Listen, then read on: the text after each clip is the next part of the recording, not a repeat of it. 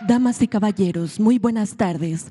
El presidente de los Estados Unidos mexicanos se dirige a la escolta de bandera para saludar a nuestro lábaro patrio.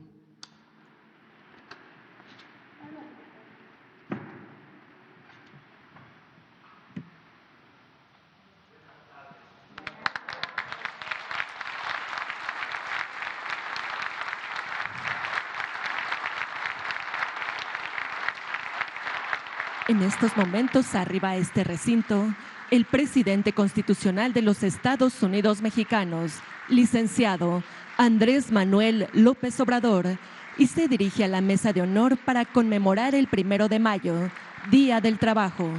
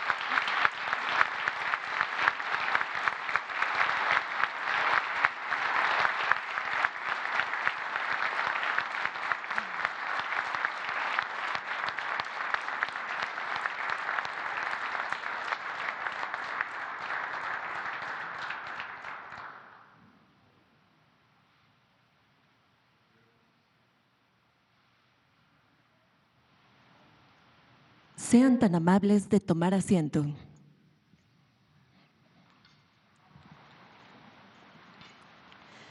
Preside esta ceremonia conmemorativa por el Día del Trabajo el presidente constitucional de los Estados Unidos mexicanos, licenciado Andrés Manuel López Obrador.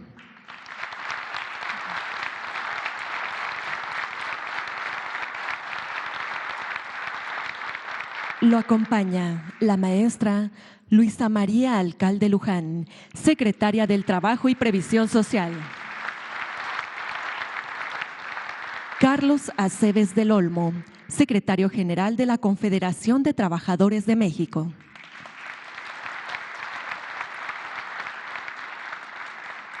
Isaías González Cuevas, secretario general de la Confederación Revolucionaria de Obreros y Campesinos.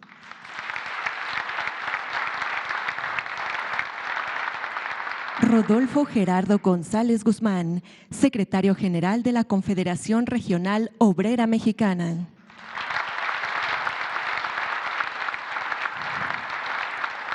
Francisco Hernández Juárez, secretario general de Telefonistas de la República Mexicana.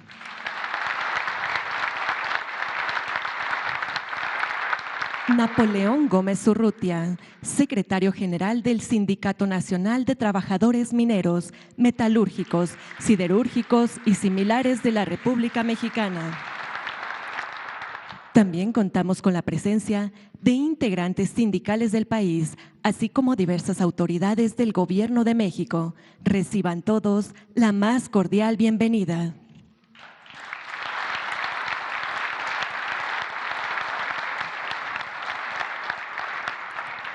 A continuación se presentará un video.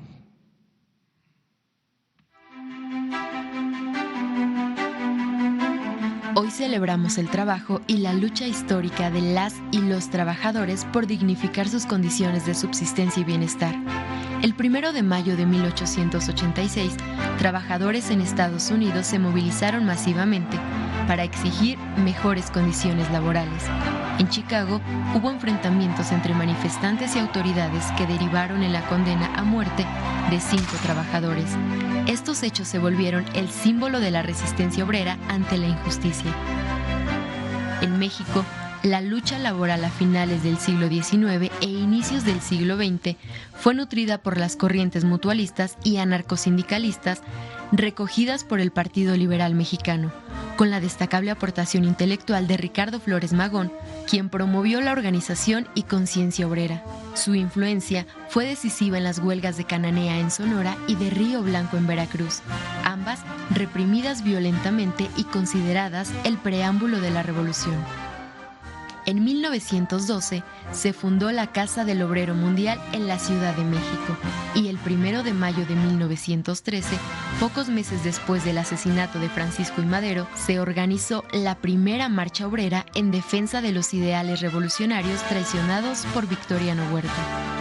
El derrocamiento de Huerta y años de guerra civil entre las facciones revolucionarias dieron pie a la promulgación de la Constitución de 1917, que en su artículo 123 contempló por vez primera en la historia universal derechos laborales, el derecho a la libre asociación, derecho de huelga, un salario mínimo y una jornada máxima de 8 horas.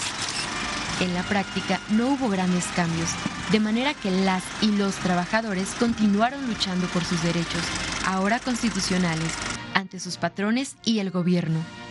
Fue hasta 1931 que se promulgó la Ley Federal del Trabajo, que reconoció a los sindicatos el derecho a negociar contratos colectivos y promovió la sindicalización en sectores estratégicos como el ferrocarrilero, minero y petrolero, dando pie a la formación de las grandes centrales obreras como la CTM, la CNC y la CROC. La movilización de trabajadores petroleros para exigir un contrato colectivo y mejores salarios fue clave para la expropiación petrolera, porque sus peticiones, respaldadas por la justicia mexicana, pero desacatadas por las empresas extranjeras, motivaron al presidente Lázaro Cárdenas a nacionalizar en 1938 la industria petrolera.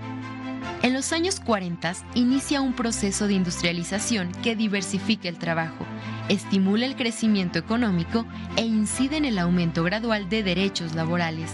Se crea el IMSS y el ISSSTE, se establece el derecho al reparto de utilidades y el salario mínimo crece paulatinamente hasta llegar a tener un poder adquisitivo máximo equivalente a 25 kilos de tortilla por jornada de trabajo. Sin embargo, con la llegada del neoliberalismo a inicios de los años 80, el gobierno privatiza industrias nacionales con el pretexto de atraer inversión, precariza salarios y derechos laborales, degrada el sistema de pensiones y aumenta la desigualdad.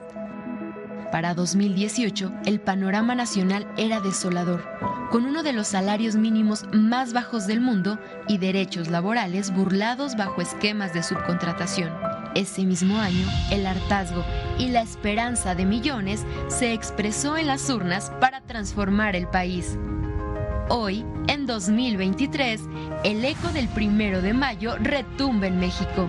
Vivimos un proceso de reivindicación, una nueva realidad laboral. Este 1 de mayo celebramos el trabajo, que es el motor de la transformación. ¡Que vivan las y los trabajadores! ¡Que viva México!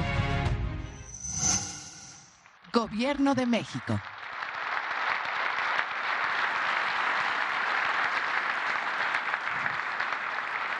Hace uso de la palabra el profesor Patricio Flores Sandoval, secretario de Comunicación Social de la Confederación de Trabajadores de México.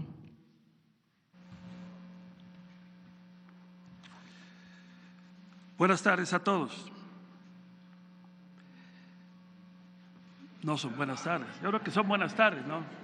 Estamos juntos. Señor presidente constitucional de los Estados Unidos mexicanos, licenciado Andrés Manuel López Obrador, congratulándonos por su recuperación para bien de México, los saludamos con respeto. Maestra Luisa María Alcalde Luján, joven e inteligente titular de la Secretaría del Trabajo y Previsión Social, la saludamos con afecto y consideración personales. Compañero Rodolfo González Guzmán, secretario general de la CROM. Compañero Napoleón Gómez Urrutia, presidente de la Confederación Internacional de Trabajadores. Compañero Isaías González Cuevas, secretario general de la CROC. Compañero al que quiero mucho y se me olvida de ellos. Díganmelo por favor.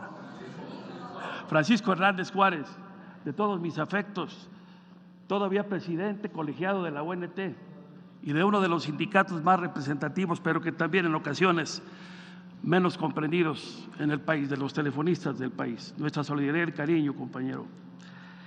Saludo también con enorme gusto a quienes representan la política social del país, a don Carlos Martínez Velázquez, director general del Infonavit, a otro joven, Zoé Robledo, que dirige los destinos del Instituto Mexicano del Seguro Social y lo hace muy bien, siempre acompañado por gente importante en el Consejo. No voy a decir nombres porque van a pensar que estoy sesgado hacia algún lado.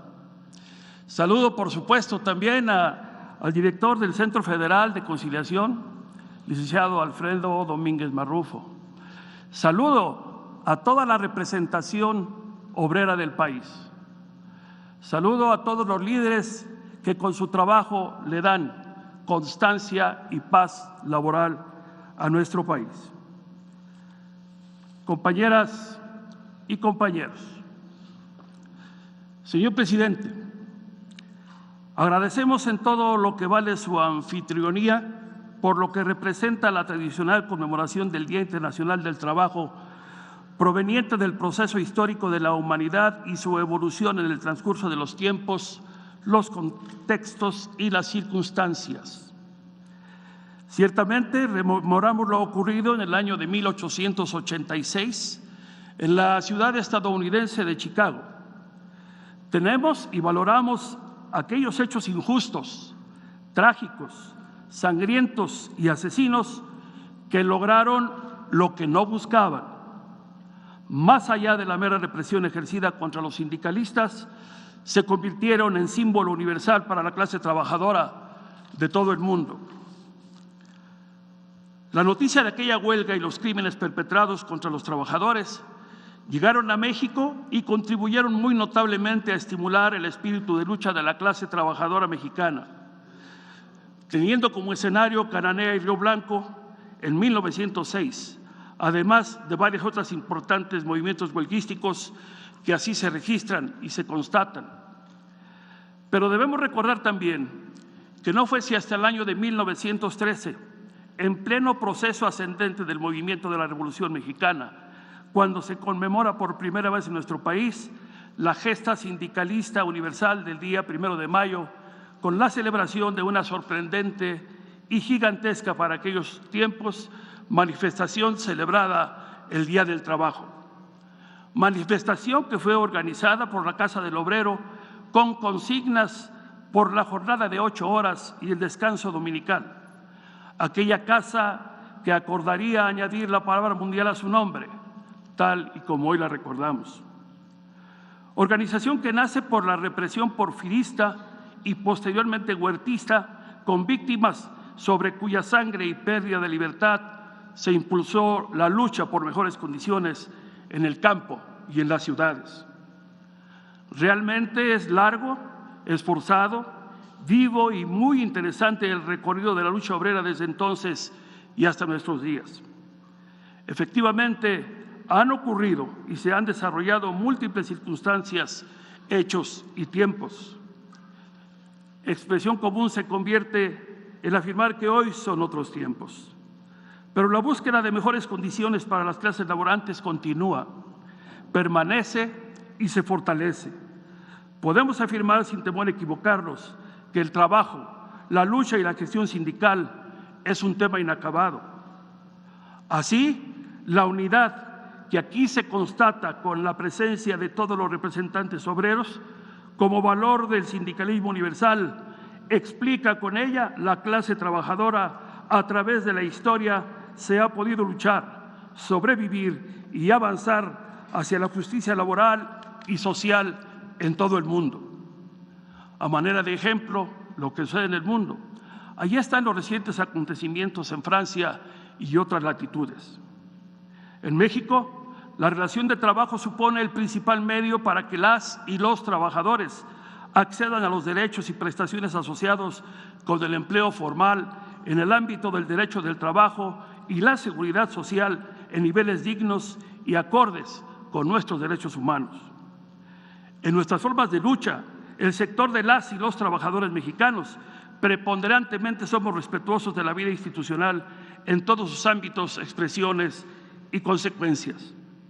Por eso, nuestro aprecio a las instituciones, por eso, nuestra disposición y apertura al diálogo son permanentes e invariables, como lo es a la inclusión y a la no discriminación, y a la búsqueda de mejores condiciones para elevar los niveles de vida de los miembros de los sindicatos y también de la población en general.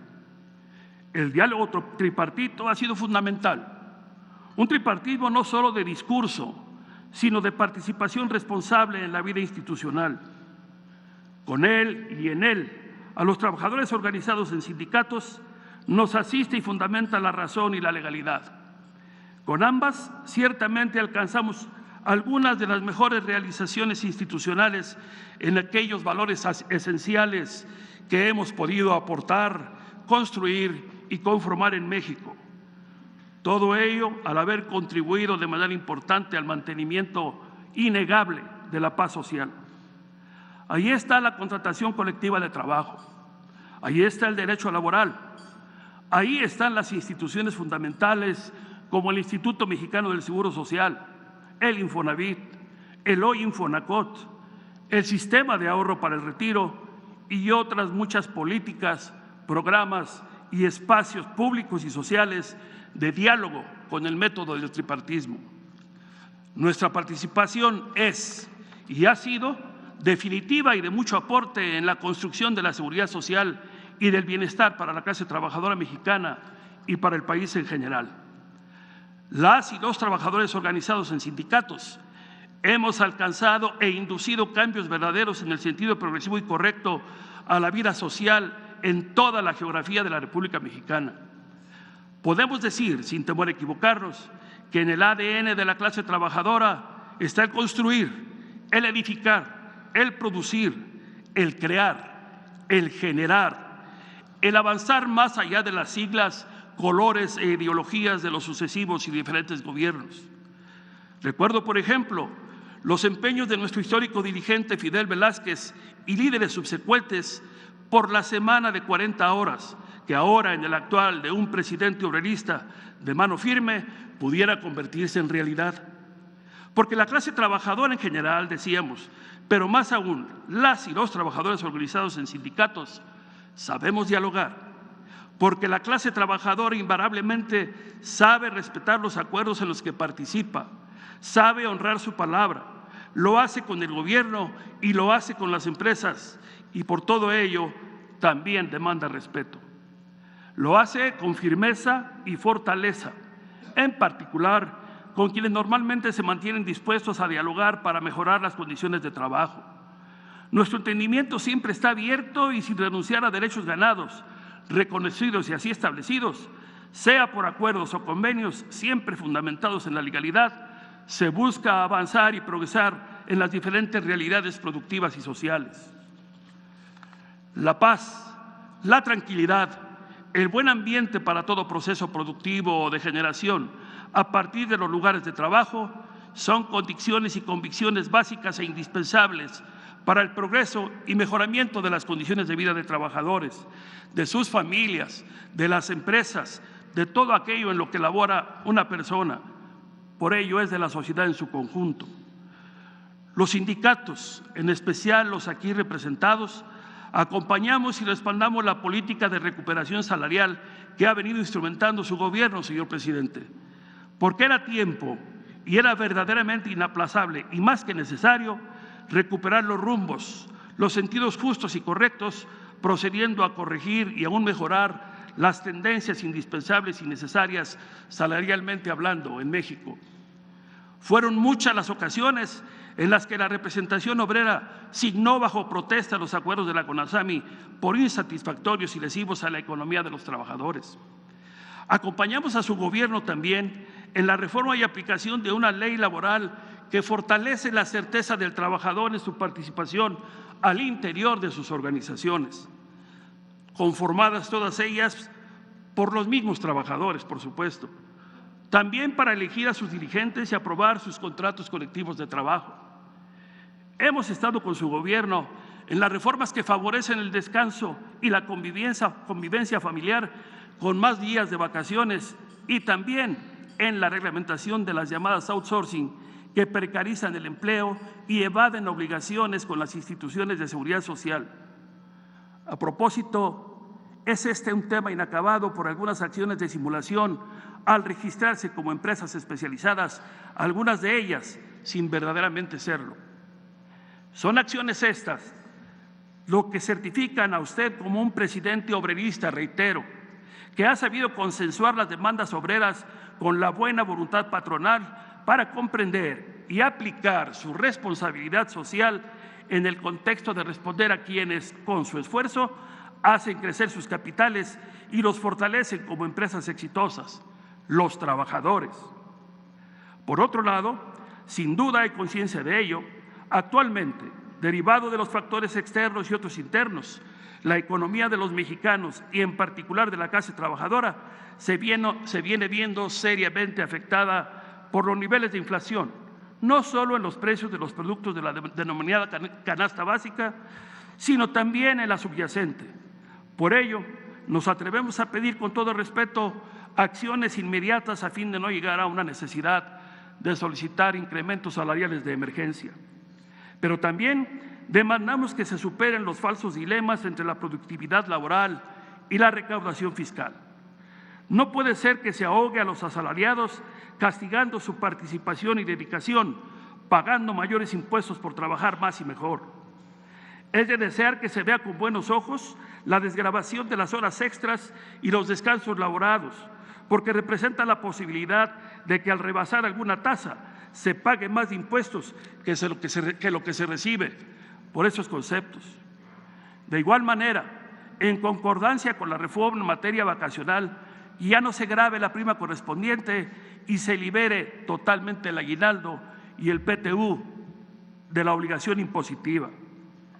Y en el caso de las AFORES, aspiramos a que los más de 5 billones de pesos de los trabajadores que hoy administran lo hagan clarificando e informando a los más de 18 millones de dueños de las cuentas inactivas que ahí tienen un recurso que les pertenece.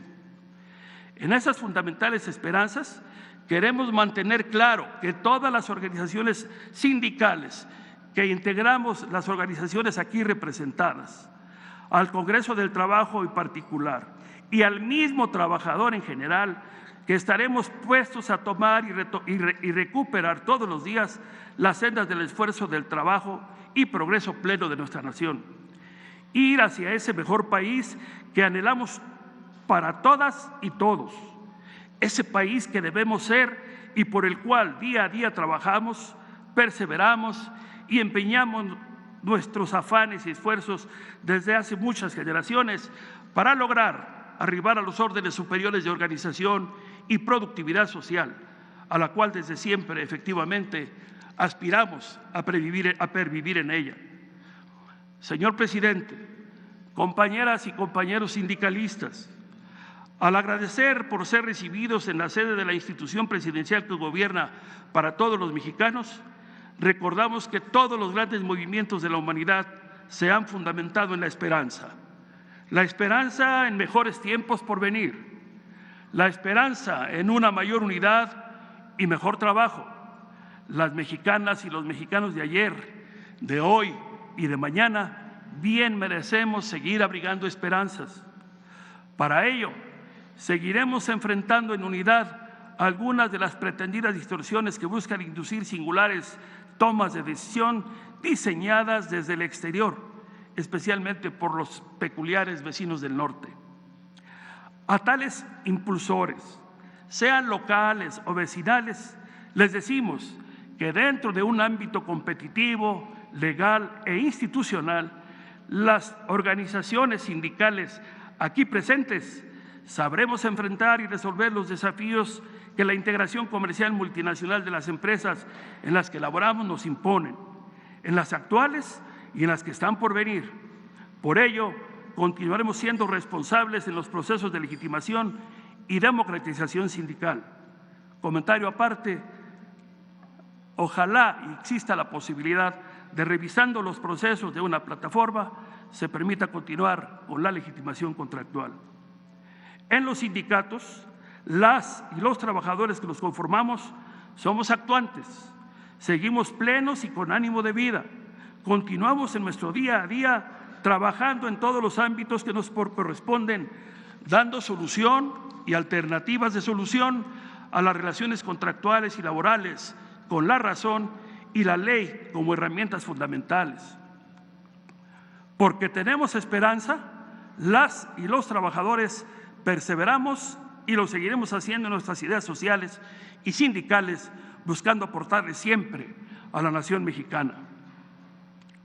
En este 1 de mayo, Día Internacional del Trabajo, saludamos a los mártires de hoy, porque los hay.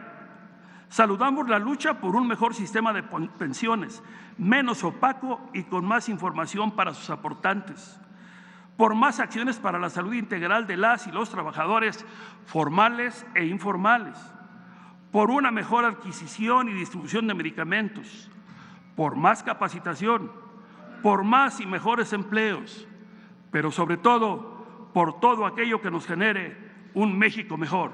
¡Que viva México! Gracias.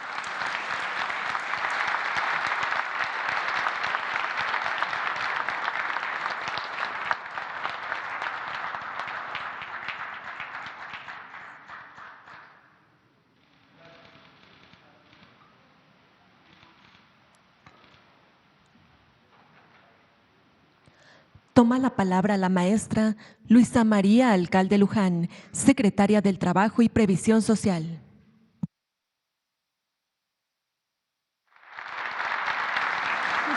Muchísimas gracias. Es un orgullo conmemorar este día tan emblemático para el mundo del trabajo en compañía del presidente Andrés Manuel López Obrador, a quien nos da muchísimo gusto ver con tanta fortaleza y con tan buen ánimo. Y por supuesto también de las principales dirigencias, secretarias y secretarios generales de los sindicatos alrededor del país. Como ya se mencionaron, hoy nos acompañan de diferentes sectores. Está don Carlos Aceves del Olmo de la CTM, Isaías González de la CROC, Francisco Hernández Juárez de Telefonistas y de la UNT, Rodolfo González de la CROM, el senador Napoleón Gómez Urrutia del Sindicato Minero, que ya fueron mencionados, pero también aquí presentes está Alfonso Cepeda del CENTE, Joel Ayala de la FETSE, está Arturo Olivares del Sindicato del Seguro Social, está Pedro Aces de CATEM, Abel Domínguez de la CTC, Martín Esparza de la Nueva Central de Trabajadores, Ricardo Aldana del Sindicato Petrolero, Víctor Fuentes del SUTERM, está Víctor Flores también del Sindicato Ferrocarrilero, Lorenzo Pale del Sindicato Azucarero, está Gerardo Cortés del Sindicato Harinero, está Humberto Gual también del Sindicato de Pilotos, está Ada Salazar del Sindicato de Sobrecargos, está Carlos Hugo Morales del Estunam, Jesús González, Edmundo García y Genaro Leal de los Sindicatos Autónomos de Nuevo León, Marco Treviño de la ANDA, entre muchas y muchos que están hoy presentes y que representan a millones de trabajadores alrededor del país. Quiero iniciar haciendo notar que la pluralidad de sindicatos hoy presentes, sindicatos de diversas corrientes de pensamiento que en el pasado hubiese sido muy difícil ver en la misma mesa o en el mismo espacio, reflejan la transformación que estamos viviendo y ponen de manifiesto que cuando las reglas democráticas son claras, hay espacio para el entendimiento. Este 1 de mayo, día cargado de historia y de simbolismo, nos permite hacer un recuento de lo andado juntos en estos 4 años y medio.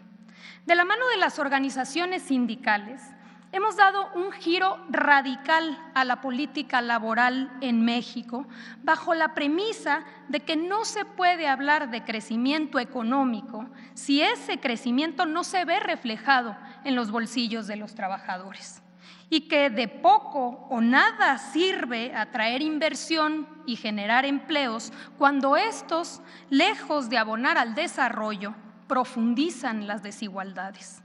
Estamos demostrando con hechos y no con palabras que una política de recuperación e incremento salarial, de defensa de los derechos de los trabajadores, de garantías de libertad y democracia en el trabajo y de una negociación colectiva auténtica, lejos de generar inestabilidad y ahuyentar inversiones como se repitió y se repitió durante los 40 años del periodo neoliberal, han traído resultados que, pese a la pandemia, no habíamos visto en décadas. Máximos históricos de empleo formal y máximos históricos de salario promedio ayudan a sentar las bases de un modelo nuevo donde nunca más las y los trabajadores sean ignorados o puestos en segundo plano. El 17 de diciembre de 2018, con la decisión unánime de la Comisión Nacional de Salarios Mínimos de apoyar la propuesta del presidente López Obrador, inició la ruta hacia la recuperación del salario mínimo en México, con un incremento del 16% a nivel nacional y del 100% en los 43 municipios ubicados en la zona libre de la frontera norte. Un año después, con resultados en mano, demostramos que los municipios fronterizos en donde se había duplicado el salario mínimo registraron niveles inflacionarios por debajo del resto del país y que en esta región el empleo continuó creciendo incluso por encima del promedio nacional. Estos datos evidenciaron el mito del fantasma inflacionario y fueron aislando las voces que lo pregonaron, pero sobre todo nos permitió convencer y lograr incrementos que en 4 años y medio han logrado recuperar el 90% del poder adquisitivo del salario mínimo y 186% en la zona libre de la frontera norte. También, de la mano de los sindicatos, avanzamos en acabar con la subcontratación en México, porque otra de las ideas estelares del neoliberalismo consistió en dar facilidades para flexibilizar las relaciones laborales y extender el outsourcing en todos los sectores de la economía. Jóvenes engominados con portafolios elegantes ofrecían a las empresas las ventajas de triangular a su personal y ahorrarse con ello obligaciones laborales, obligaciones de seguridad social y el reparto de utilidades. Hace apenas unos años veíamos empresas que concentraban nóminas de 100,000 o 150,000 trabajadores que con la comodidad de un clic daban de baja para interrumpir sus antigüedades y anular su estabilidad laboral. A 2 años de distancia, 3 millones de mujeres y hombres que eran rehenes de este esquema fraudulento han sido reconocidos por sus verdaderos empleadores. También se ha avanzado en rescatar el derecho constitucional al reparto de utilidades. De 2021 a 2022, el reparto de utilidades creció en 109%, pasando de 87,000 millones a 183,000 millones de pesos. La cantidad de dudas, de denuncias, de solicitudes que llegan a la Secretaría del Trabajo diariamente dan cuenta de que hoy se trata de un derecho vivo. Una reforma fundamental más fue lograr modificar el sistema de pensiones. Las cuentas alegres que en el año 97 se proyectaron para acabar con el modelo solidario y pasar a las cuentas individuales, cayeron por su propio peso cuando la gente empezó a jubilarse con menos del 30% de su salario y, claro, con requisitos de acceso casi imposibles de cumplir. Logrando consensos, se reformó el modelo para incrementar la aportación patronal de manera paulatina y así garantizar pensiones que alcancen por lo menos el 70% del salario. También para poner un freno a los abusos de cobros de las AFORES y para bajar los requisitos de cotización para poder acceder a una pensión de 1,250 a 750 para 2023. Tan solo este cambio ha dado acceso a una pensión a más de 50,000 trabajadores que hubieran quedado fuera. Respecto a este punto, no podemos dejar de mencionar la importancia del derecho a la pensión universal, que para millones excluidos del sistema de pensiones significa el único ingreso en el último tramo de su vida. También nos heredaron una justicia laboral en abandono y decadencia. Todos los días nos encontramos y al presidente en sus continuas giras se acercan personas que solicitan se resuelvan sus juicios que llevan 5, 10, hasta 20 años en trámite. Hoy, en todo el territorio nacional, ya cerraron las juntas de conciliación y arbitraje que ya solo se dedican hoy a atender su rezago y en su lugar abrieron las puertas los centros de conciliación y los tribunales laborales.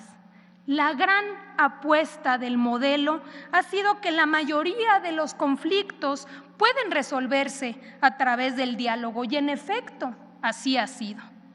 De los 700,000 conflictos atendidos bajo el nuevo sistema, el 75%, repito, el 75% se ha resuelto a través de la conciliación en menos de 45 días.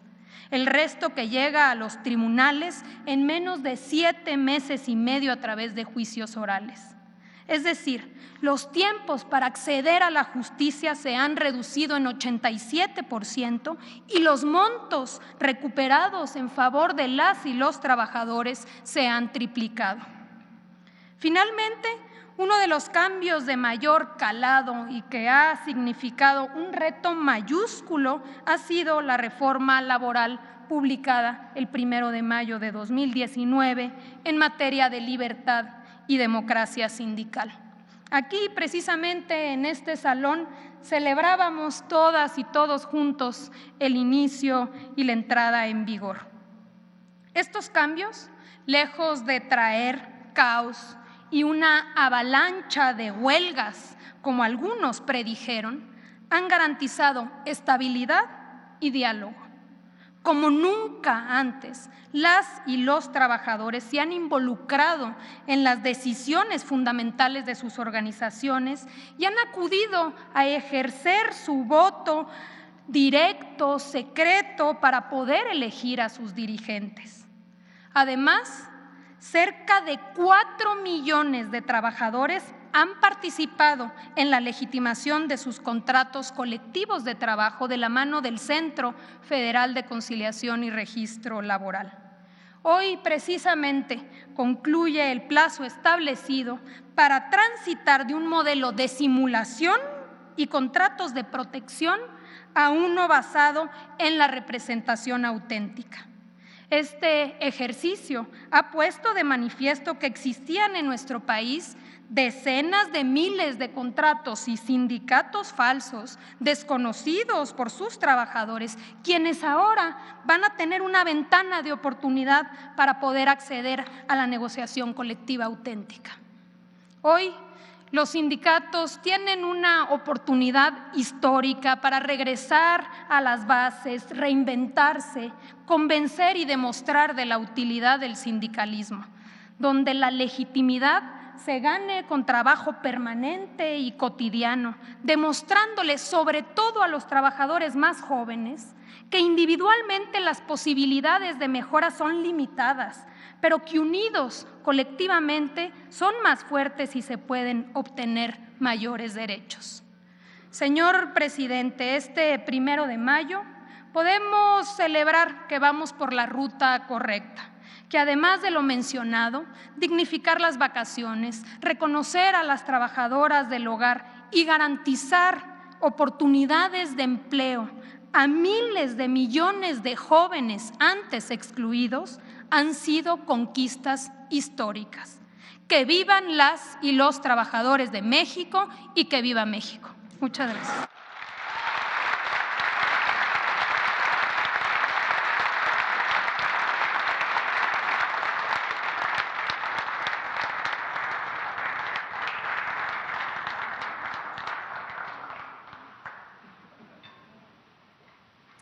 Escuchemos el mensaje que dirige el licenciado Andrés Manuel López Obrador, presidente constitucional de los Estados Unidos mexicanos.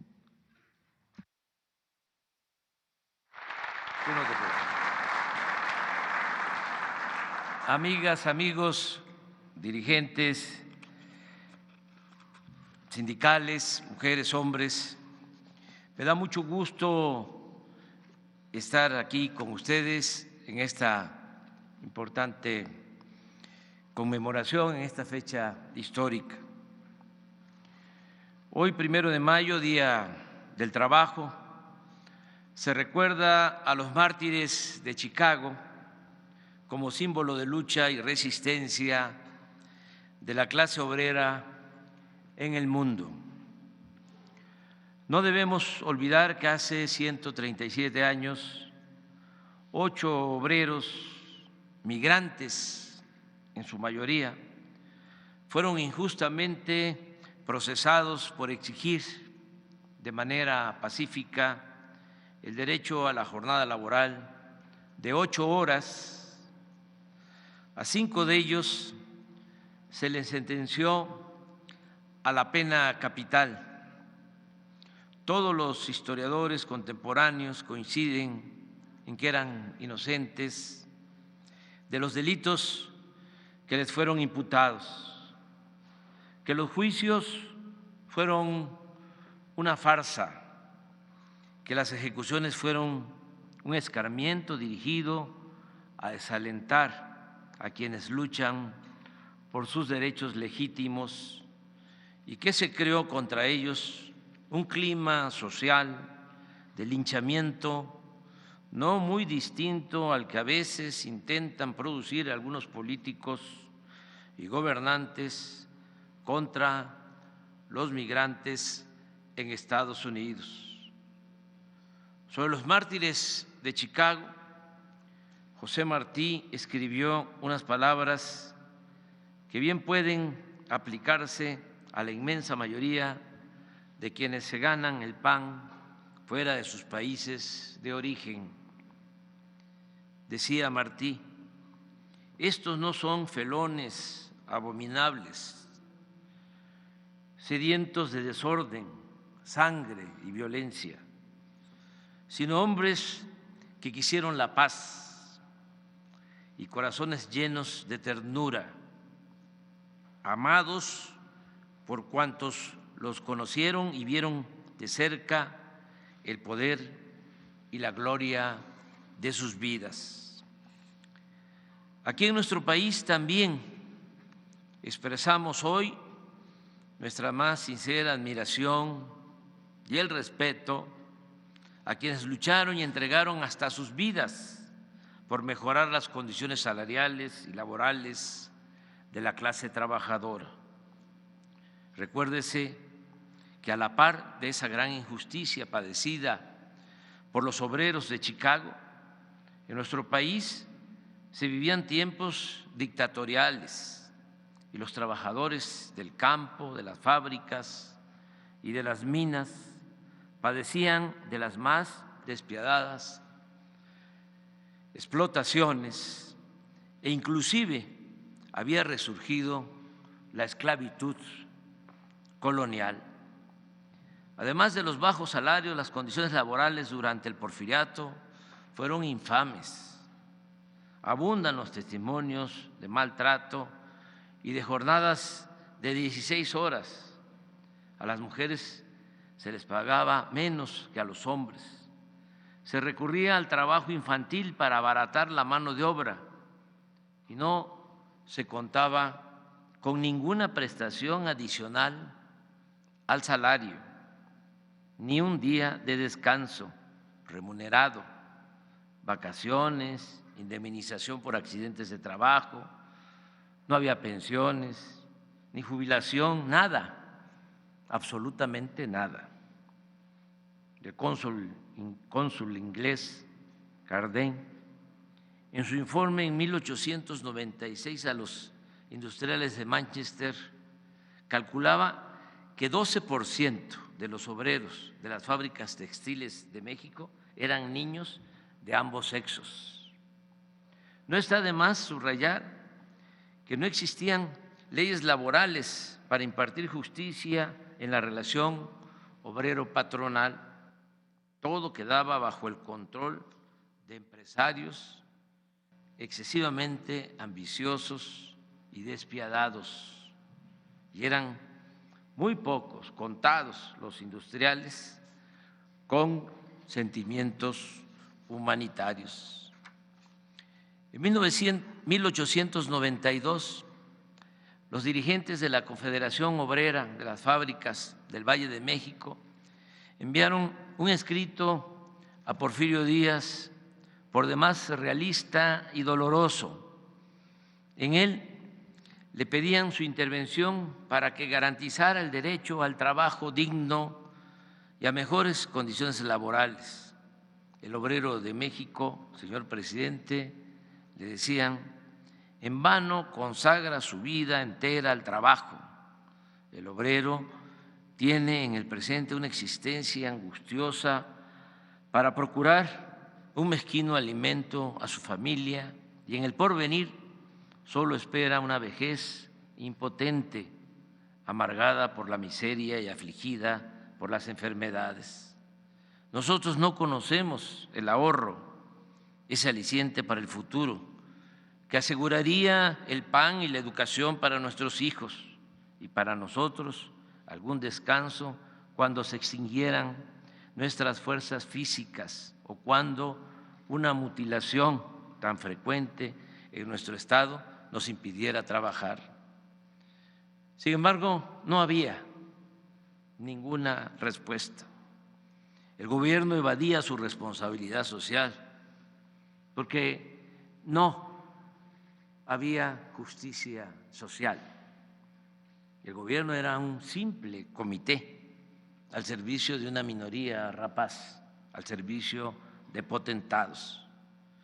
Por eso fueron de gran trascendencia las huelgas de Cananea y de Río Blanco, así como la Revolución Mexicana, movimiento emprendido por los trabajadores y por el pueblo en contra de los potentados, de los gobernantes autoritarios, de la dictadura, de la prensa oficial y oficiosa y de los científicos, como se llamaba a los intelectuales al servicio del régimen porfirista.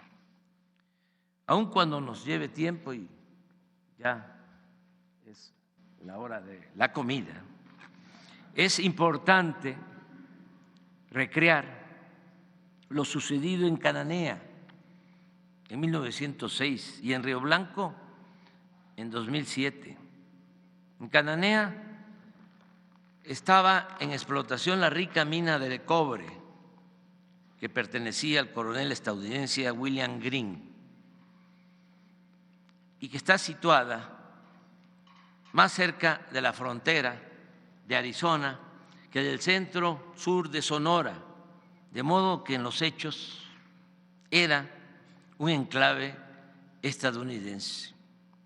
Ahí los extranjeros mandaban en todo, ocupaban los puestos directivos, manejaban el comercio, vivían en las mejores casas y procuraban no mezclarse con los mexicanos. Además, había grandes diferencias salariales. la empresa ocupaba a 6,000 mineros mexicanos y a 600 estadounidenses.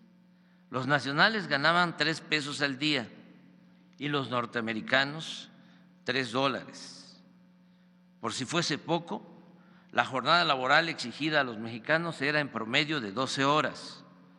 Por esa causa, el 1 de junio de 1906 los trabajadores resolvieron ir a la huelga con un pliego petitorio que incluía la destitución de un mayordomo abusivo. También se incluía el salario mínimo de 5 pesos diarios, jornada máxima de 8 horas, distribución de todas las plazas de la empresa en proporción de 75% para los mexicanos y el resto para los extranjeros, y el reconocimiento al derecho de los nacionales a ascender a puestos superiores. Está demostrado que el coronel Green rechazó por escrito las demandas con el argumento de que los mineros de Cananea eran los mejores pagados de la República. Sin embargo, existe otra versión de que el general Green telegrafió a Porfirio Díaz para expresarle su disposición de aceptar las peticiones y que la respuesta del dictador fue: no me alboroten la caballada. Con esta supuesta recomendación, Green se excusó. Trabajadores, les dijo a los mineros, estoy dispuesto a negociar, pero vean, y agitó el telegrama en el aire. El presidente de la República lo prohíbe.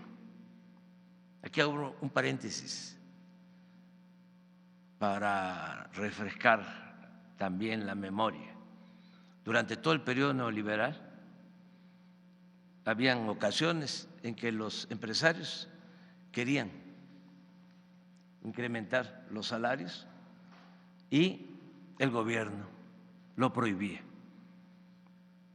porque la política económica antipopular, entreguista, impuesta desde el extranjero, consistía precisamente en mantener bajos salarios. Y aunque el sector empresarial o algunos empresarios quisieran o querían incrementar el salario, no se les permitía.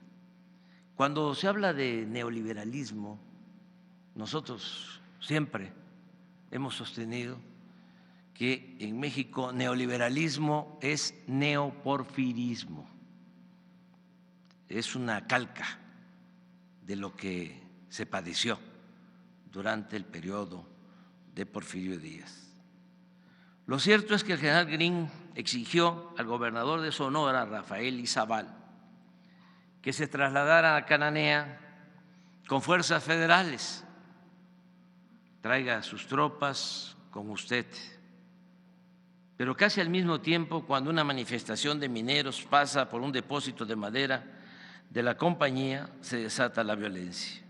Cosío Villegas consigna que viene el primer disparo, los primeros muertos y heridos, y la respuesta de los mineros de incendiar la maderería y matar a 2 norteamericanos.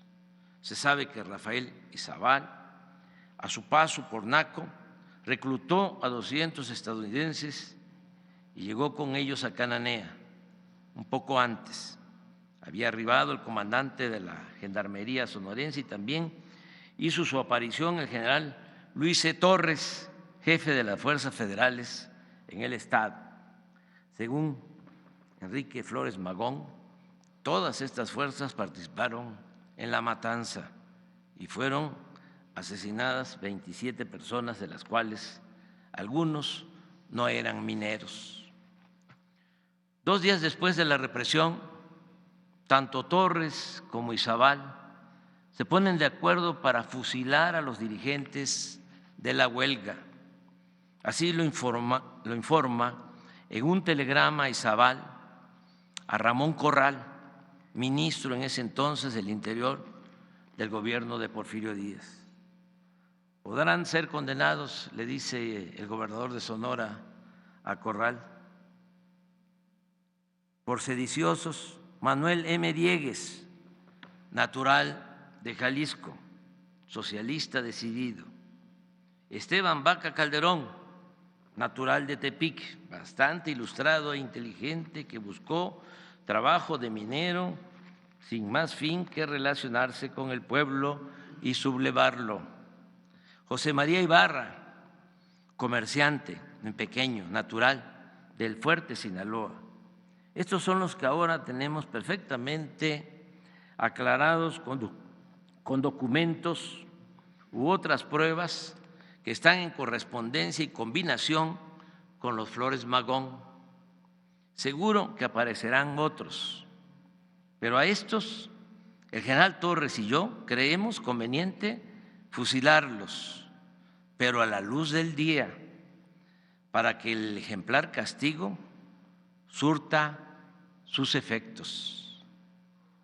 Ramón Corral no estuvo de acuerdo con el escarmiento propuesto por la pareja Torres e Izabal. Tal vez fuera igual de canalla que ellos, pero sin duda era menos tonto.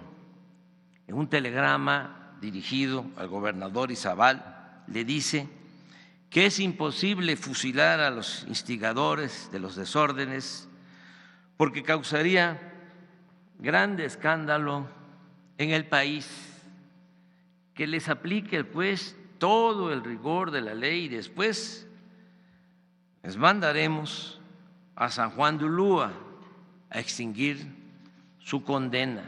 Y en efecto, eso sucedió. El juez Demetrio Sodi niega el amparo a los dirigentes y conforme a la consigna, Manuel M. Diegues, Esteban Vaca Calderón y Samuel Ibarra fueron sentenciados a permanecer 15 años en el presidio de San Juan de Ulúa, Veracruz. Más tarde, Sodi llegaría a ser presidente de la Suprema Corte de Justicia.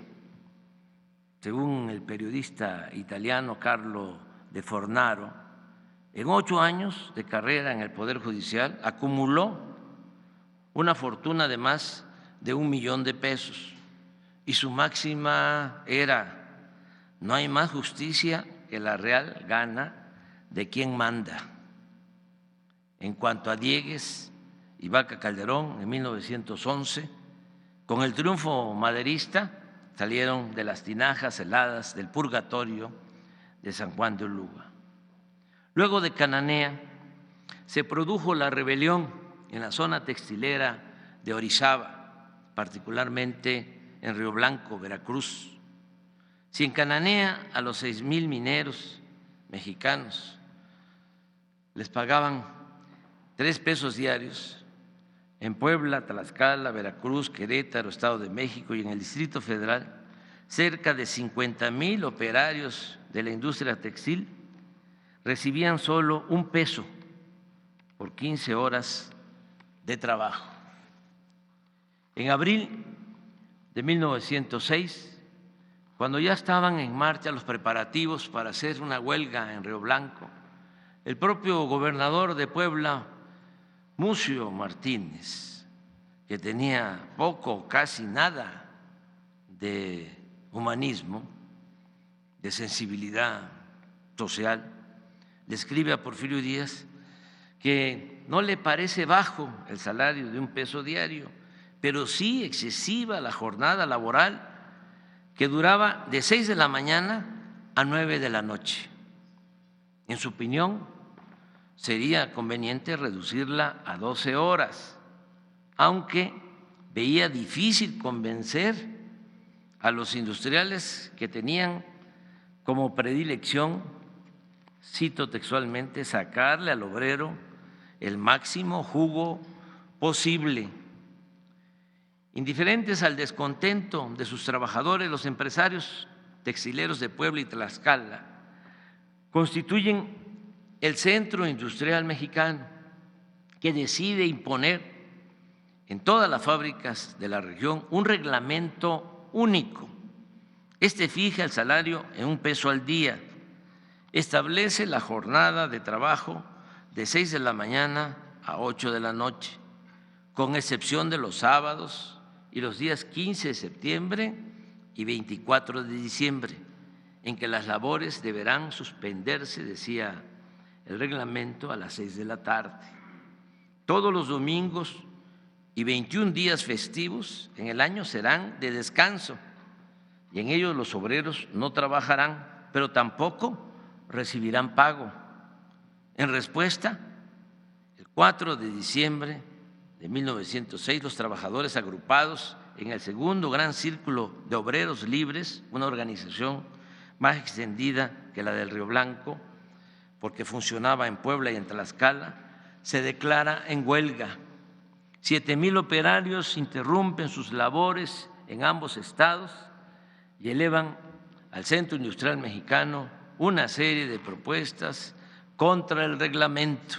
Era un pliego petitorio justo y moderado, pero los empresarios contestaron con intransigencia y rechazaron el arbitraje de Porfirio Díaz solicitado por los dirigentes obreros. El 22 de diciembre por la mañana informaron los empresarios a Díaz que no deseaban su mediación y por la tarde los industriales de Puebla y Tlaxcala, donde proseguía la huelga, así como los de Querétaro, Distrito Federal, Veracruz y otros estados, anunciaron que a partir del 24 de diciembre cerrarían sus fábricas hasta que los obreros aceptaran las condiciones establecidas en su reglamento. El conflicto, como es obvio, hizo notorio la pérdida del respeto al presidente Porfirio Díaz. Es decir, ya se empezaban a invertir los papeles. Él había creado a esos empresarios, pero en 1906 estos se sintieron con suficiente poder para defender sus intereses e imponer sus decisiones. Mientras el tiempo pasaba, la situación social se deterioraba cada vez más. Muchos trabajadores desesperados empezaron a emigrar a la Ciudad de México y otros hasta Coahuila, aceptando el ofrecimiento que les hizo Francisco I. Madero de darles trabajo en sus haciendas. Por fin, luego de haber rechazado en 2 ocasiones la mediación presidencial, los empresarios la aceptaron y el 4 de enero de 1907 Porfirio presentó a las partes en conflicto una resolución muy desventajosa para los obreros, que en vez de solucionar el problema lo agravó. Existen varias versiones de los hechos del 7 de enero de 1907. Unos coinciden en que en esa fecha, en un ambiente de hambre, desesperación y cansancio, un grupo de obreros se confrontó con empleados de la tienda de raya del francés Víctor Garcín o García. Según otros historiadores, los trabajadores arrojaron piedras contra el almacén, les dispararon desde adentro y 2 obreros cayeron muertos. Esto desata un motín, la gente incendia las tiendas de raya y la violencia se desborda a medida que una multitud invade las tiendas de raya en todo el corredor textilero. El gobierno lanza una represión brutal por parte del ejército, que es reforzada al día siguiente con la llegada del subsecretario de Guerra, al que acompañan soldados de la Ciudad de México y del estado de Veracruz. Las tropas federales abren fuego sobre los manifestantes, hay fusilamientos, son detenidos alrededor de 300 trabajadores y un periodista asegura que el número de víctimas fue de entre 650 y 700 personas. En el archivo privado de Porfirio Díaz hay un reporte en el cual le informan que el 1 de junio de 1907, 5 meses después de la matanza, el vapor Progreso zarpa de Veracruz con 16 dirigentes obreros deportados a Quintana Roo, entonces la Siberia tropical de México.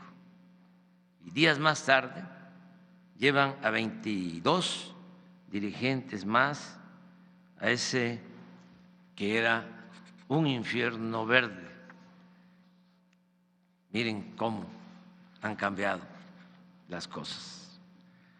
En realidad, la brutal represión de Río Blanco y la zona textilera de Orizaba dejó abierta una gran herida en el país y produjo un profundo resentimiento contra Porfirio Díaz, que luego de años de silencio llevaría a muchos mexicanos a respaldar la campaña maderista y a empuñar las armas en la revolución. Para hacer valer la justicia y en especial la justicia laboral y agraria, se hizo la Revolución Mexicana. Fue la primera en el mundo por su dimensión social y la más profunda por su vocación humanista. Todavía no se llevaban a cabo las más trascendentes reformas en materia laboral, cuando ya Francisco I. Madero, quien no era precisamente socialista, creó durante su gobierno el Departamento del Trabajo y consta que hasta el 16 de septiembre de 1912 intervino en la solución de por lo menos 70 huelgas, casi todas en la industria textil.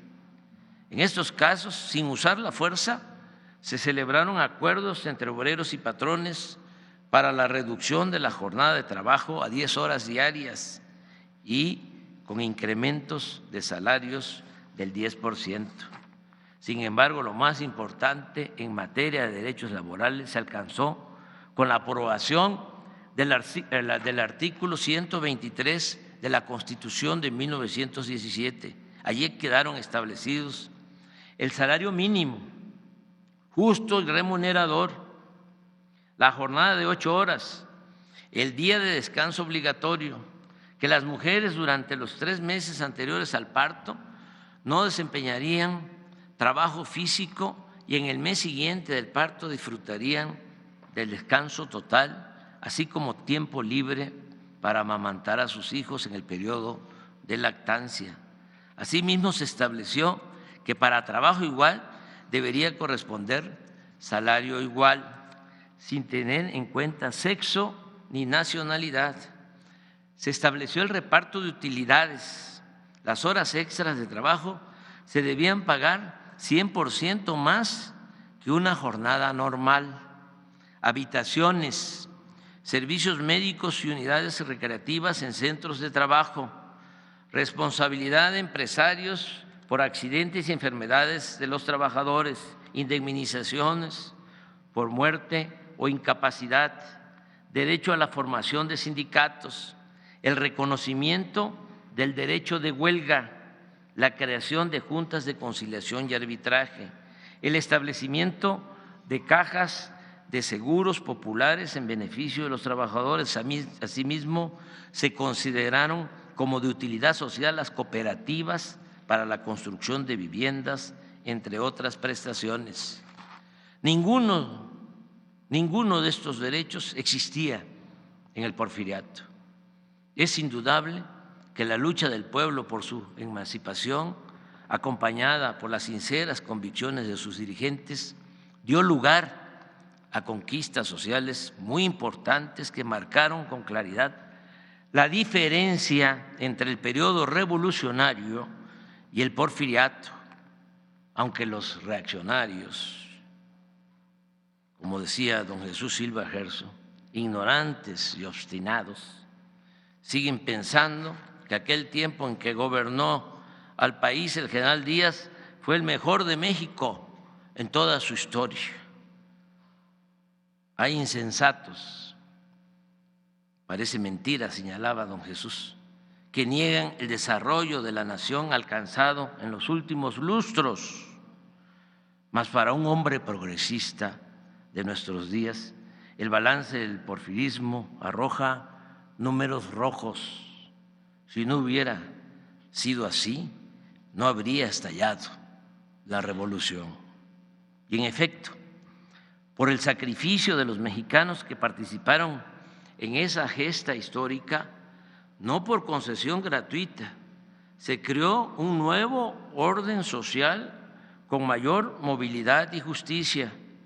Debe recordarse también que con los gobiernos posrevolucionarios surgieron el Instituto Mexicano del Seguro Social y el Infonavit, entre otras instituciones de apoyo a la clase obrera. No obstante, durante el periodo de 1983 a 2018, una constante de los gobiernos neoliberales o neoporfiristas fue quitar derechos y conquistas a la clase trabajadora, sobre todo limitar de manera brutal e injusta el aumento al salario mínimo, al grado que en 36 años el poder adquisitivo de los trabajadores se redujo hasta en un 70%. La justificación de esta infamia era que el aumento al salario ocasionaba inflación, una gran mentira, un vil sofisma de la tecnocracia al servicio de la oligarquía que en ese entonces mandaba en México. Ahora las cosas son distintas. El gobierno actúa con independencia como verdadero juez y no está solo al servicio de empresarios o de banqueros. El salario mínimo ha aumentado en 90% en términos reales, como nunca en la historia reciente. Se ha incrementado el reparto de utilidades. Hay condiciones favorables para que los trabajadores democraticen sus sindicatos con el voto libre y secreto. Los servidores públicos de la Secretaría del Trabajo no son impuestos por los potentados. Ahora es Luisa María. No es una empleada de ningún empresario del sector minero, de los que expulsaron a Napoleón. Ya eso no pasa ni volverá a pasar.